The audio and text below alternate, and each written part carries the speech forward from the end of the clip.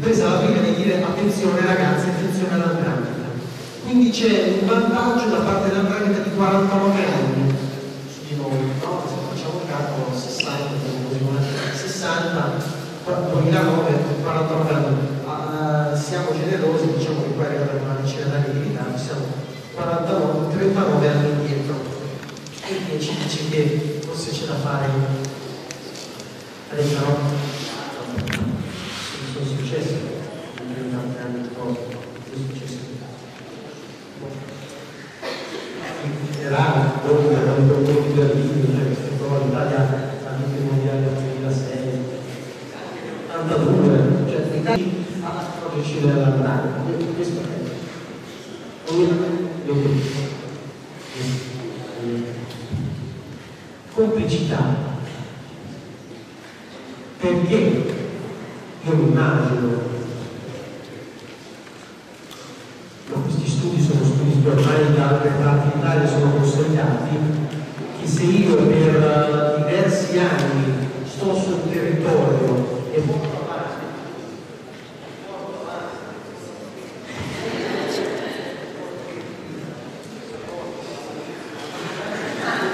io porterei a vedere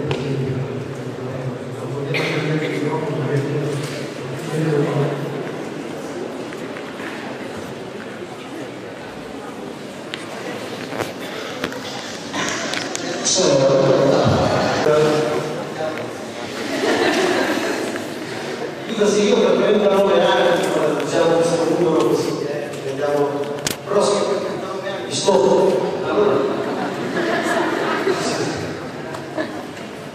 allora c'è qualcuno di voi che non dico se per 39 anni io sto sul territorio importante ci traffico stupefacenti ho interessi nel mondo dell'edilizia ho interessi nel mondo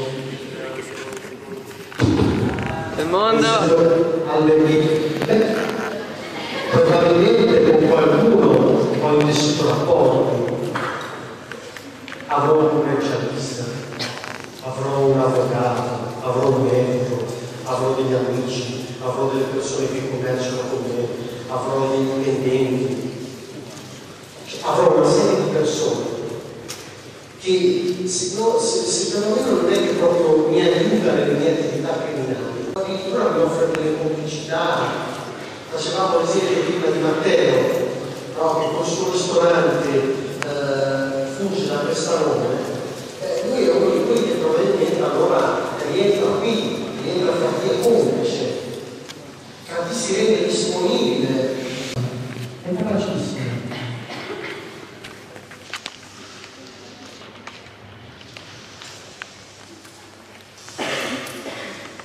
Interrompetemi liberamente. Poniamoci un'altra domanda. Che cosa cerca la realtà?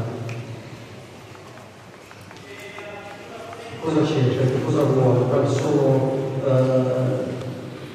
i posti che predilige? Già prima ce lo siamo detti, no? Parlando dei latitanti. Poi immaginiamoci proprio che siamo un'organizzazione, se si diceva, no, l'ipotesi investigative dicono che c'è a Sarzano un locale di 'ndrangheta composto da 49 affiliati. Perché Sarzano? E non altro.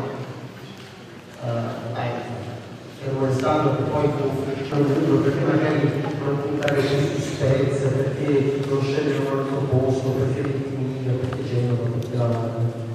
Ma noi in particolare riflettiamo su Sarzano, no? Abbiamo una sentenza che ci dice che la Valle non esiste, quindi possiamo dircelo. Allora riflettiamo perché, che cosa mi interessa? Una cosa è stata già detto prima. Siamo un territorio di confine. Guardate come piace il confine per tanti motivi. Pensate a Sarzano, immaginate di avere la cartina davanti, io non l'ho messa, immaginiamocelo, siamo l'ultimo pezzetto della Liguria e non so se avete qualche amico genovese o imperviese, siete da siete quasi toscani. No, non so se qualcuno di voi l'ha mai sentito una cosa del genere, se non mai detto altre parti. Siete quasi toscani, quindi da Genova si interessa. In Toscana ti dicono allo stesso modo, ma figurati, tu la Spezia sei in Puglia, che ci viene da noi a voi, non ti diventi toscano. Già con la fatica di conoscere Massa Carrara come toscano, quindi sto generalizzando completamente. Nuovo confine, c'è un po' di disinteresse perché lo territorio al confine, come ragiona così, può ragionare il genovese comune e il fiorentino comune, probabilmente a volte anche involontariamente ragionano così le procure. Chi dovrebbe magari controllare più efficacemente il territorio lo vede molto distante. Da Genova probabilmente tante notizie non arrivano, a Firenze allo stesso modo tante notizie io per cui spavento, dove sta la figlia, cosa faccio? Le occupo io, più o meno facevano la solita vicenda che stavano facendo vedere adesso.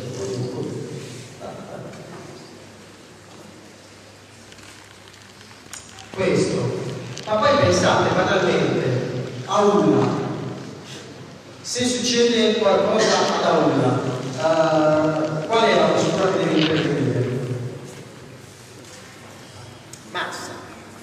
Quanto ci vuole dal centro di Massa arrivare a Aulla? 40 minuti. E dalla questura di Spezia, pensate, no? Anche la difficoltà banali, queste sono cose semplici, però per dire succede qualcosa da Aulla, ci metto prima dalla questura dell'altra provincia, dell'altra regione ad arrivare che non da Massa. Fermo restato che poi appunto c'è una stazione di carabinieri, quindi tutto quello che vuoi, però se io devo fare delle indagini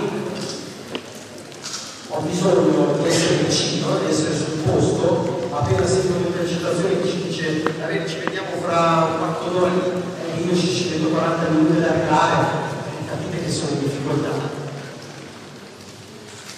Nelle province non sono tantissimi i poliziotti e i carabinieri che si possono dedicare alla criminalità organizzata. Numericamente sono pochi. Questo non è colpa della polizia o dei carabinieri che non hanno voglia di fare nulla. Operarci, nel senso che fossero dotati e gli fossero dati gli strumenti per poter operare. Il problema è che sono oggettivamente pochi, numericamente pochi, e hanno tante cose da fare. Servirebbe allora dall'alto, no? Un intervento un pochino più importante per pescare il territorio, per permettere di avere la benzina nelle macchine, nelle pattuglie, per andare a fare andare in giro per le strade con le volanti. Guardate la difficoltà per i luoghi di confine è importante. Chi se ne occupa, che procura, io, quell'altro, come facciamo? Siamo in pochi, non ce la facciamo a seguire tutto. Territori dove poter trafficare. Poi lo dicevamo prima, ricordo forse la qualcuno dove poter trafficare, è importantissimo. Cioè se ci siamo detti, o meglio, se la direzione investigativa di mafia dice attenzione, la Sarzana, il Val di Nagra, la Spezia, la Gragna traffica stupefacenti, da qualche parte dovranno pur passare. Da qualche parte dovranno pur passare. Si leggono alcuni libri, racconti di persone che si facevano mentali in treno portando all'interno dello zaino gli ambienti da una parte all'altra dell'Italia nascoste di cocaina, eroina, hashish. Ci può essere quello, ci possono essere dei treni, un vescovo del treno, però oltre riuscire ad andare con un montagne di carico di cocaina nel porto della Spezia, ci stanno un sacco di giorni. magari arrivare a Genova e poi portarlo a Launi, magari a Pantelone. Non è un esempio a caso, quindi poco fa,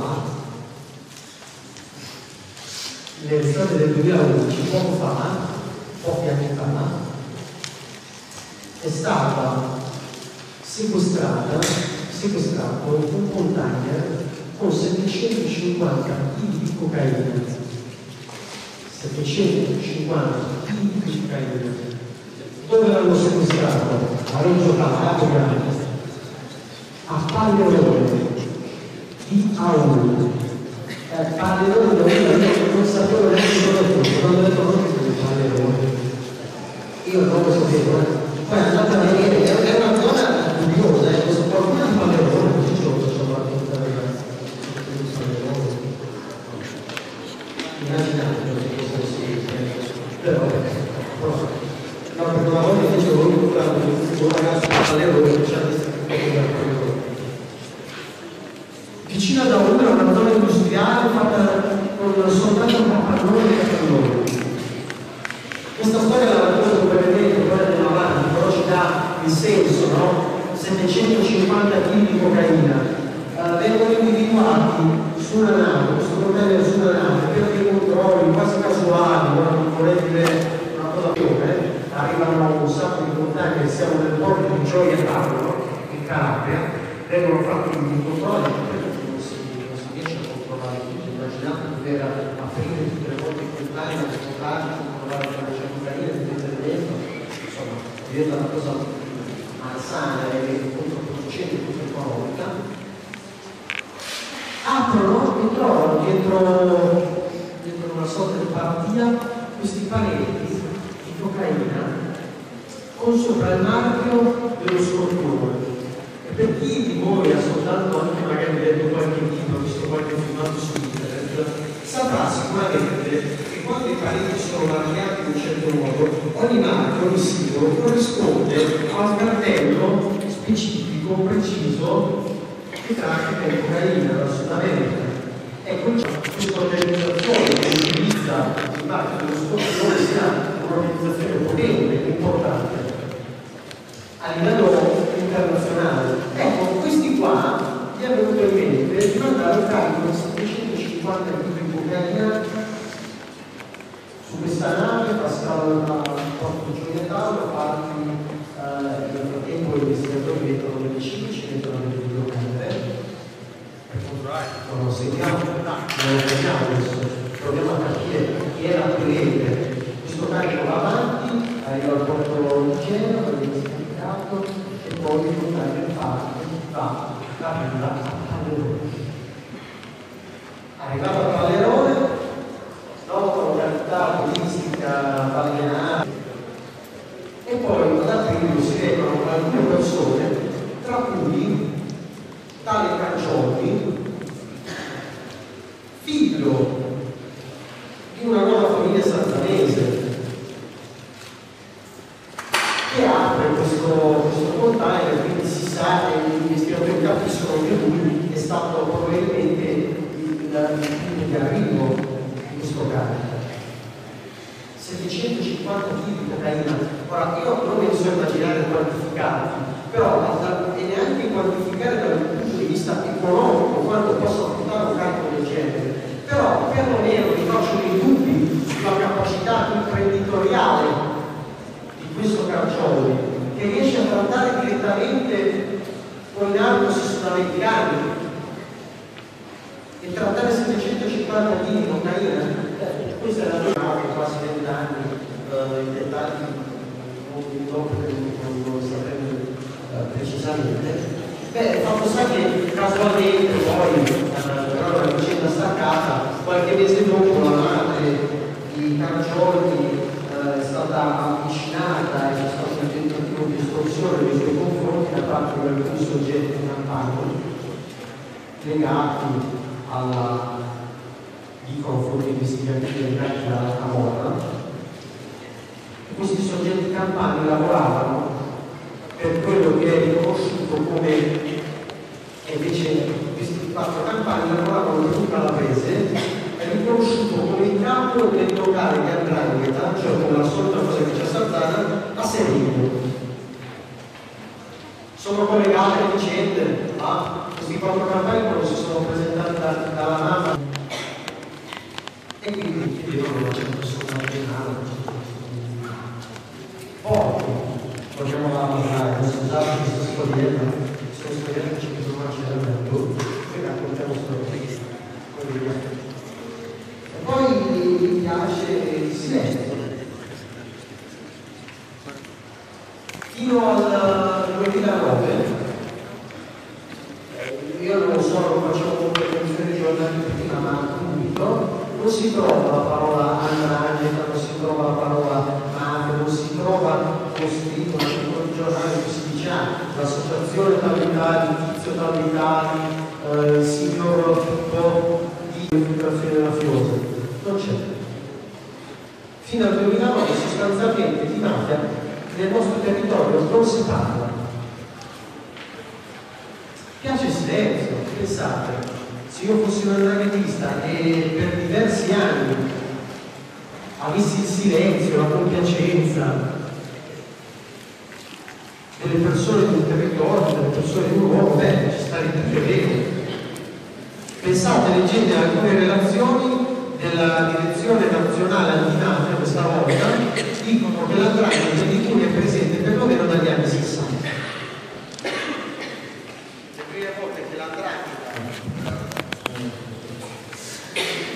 La prima volta che l'andrangheta ha messo piede in Liguria è stata negli anni 60. Arriviamo al 2009, fermo restando poi casi, ci sono stati sul passato, mi dà questo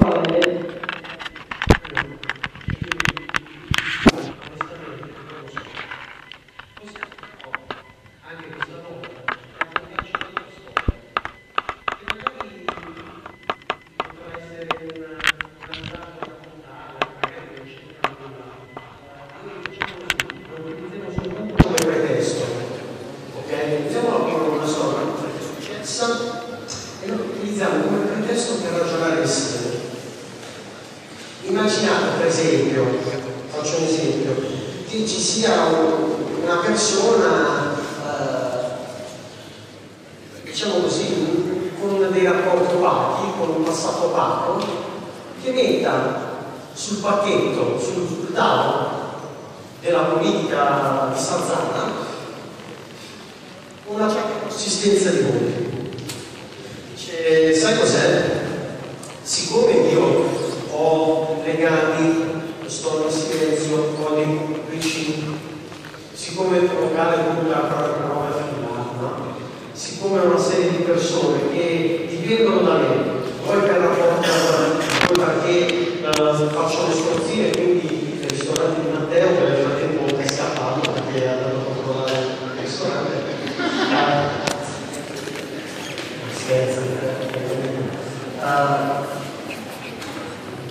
Voi Matteo è costretto a fare quello che dico io, perché altrimenti lo brucio davvero il ristorante. Gli metto io scambiato e dico chi vuole i miei top, diciamo chi vuole i miei 300 voti. Chi vuole? Guardate bene, non c'è. Non interessa, non interessa. Vota a sinistra come vota a destra. Ha votato nel corso degli anni a sinistra come ha votato a destra. È arrivato addirittura ad eleggere un senatore della Repubblica. Un senatore della Repubblica, tale di Girolamo, poi è stato cacciato perché è arrestato. È riuscita l'andrangheta a dire facciamo cadere su di lui i voti ed è riuscita a leggerlo al Senato. Immaginate quante preferenze su di lui. E pensate quanto è facile in un piccolo comune. Come è facile? C'è, nato dalla Chiesa, che è il figlio del generale Carlo Alberto dalla Chiesa. Qualcuno di voi ha seguito il seminario su Filippo Fiscato? O gli ultimi che avete seguito, li ho citati tutti. Il figlio di un generale, un prefetto dei carabinieri, ucciso nel 1982 dalla mafia siciliana di Cosa Nostra, e suo figlio Leonardo Dalla Chiesa, che è un professore universitario, che dice all'andrangheta piace piccolo. No, ma senti, allora, lo so, fuori di metafore del piccolo, ma all'andrangheta, sì, lo so. Poi, scusi, rispettiamo i nostri figli. All'andrangheta piace piccolo.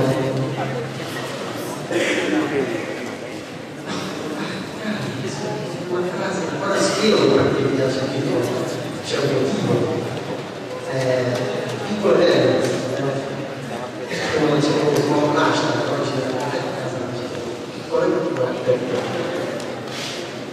perché se siamo in una città di 20.000 abitanti, 20.000 abitanti, allora, non facciamo l'esempio di Sarzana, siamo nella città Frufru. Nella città Frufru ci sono 22.000 abitanti.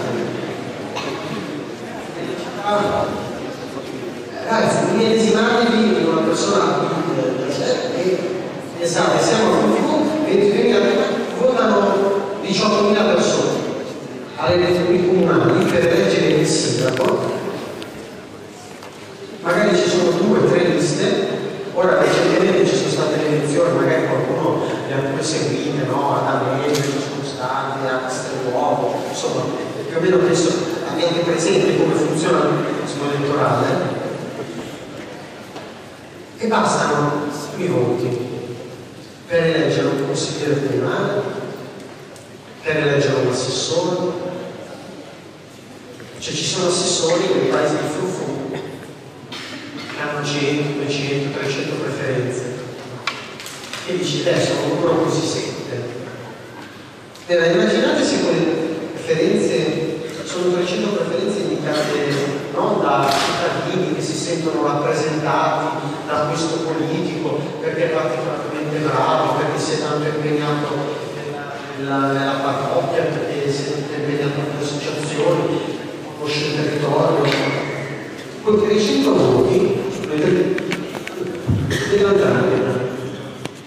Nel paese di Frufru l'andrangheta ha deciso che il colombiano generoso sia il referente politico dell'andrangheta. Io insieme alla mia organizzazione finanze sono in capo, adesso possiamo contrattarci. Tu fai politico, militi in quel partito, no? O magari non militi ancora, ma ti spingo io ad aderire a quel partito e tu, forte della tua capacità oratoria, porti tanti tesserati al partito. Geroso dice: guardate, ho una folla di persone che mi seguono, che mi si fidano di me. Generoso non dice che poi per quella folla di persone in realtà sono persone che do io. Io faccio confluire i voti su Generoso, vado dai miei amici, vado dai miei complici e gli dico alle elezioni, sulla scheda elettorale, guardate questo simbolo e scrivete Generoso. Sfoglio elettorale, Generoso viene eletto.